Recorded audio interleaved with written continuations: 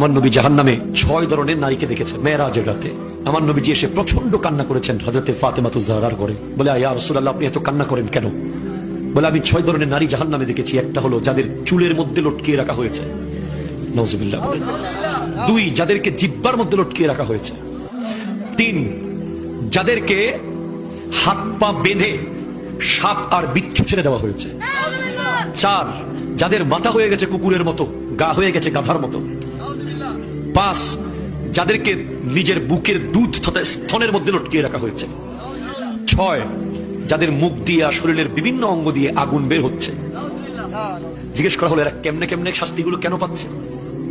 যাদের মাথার চুলে লটকিয়ে রাখা হয়েছে তারা হলো ওই নারী যারা পর পুরুষকে চুল দেখায়। আপনাদের সমাজে নাই?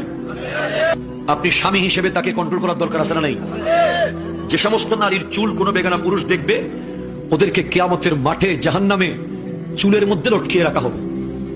2, যে সমস্ত নারী স্বামীর সাথে তর্ক করে কথায় কথায়, বাক বিতান্ডে জড়িয়ে যায়, কথায় কথায় জবাব দেয়, স্বামীর মনে আঘাত দেয়, তাদের জিহ্বার মধ্যে লটকিয়ে রাখা হবে।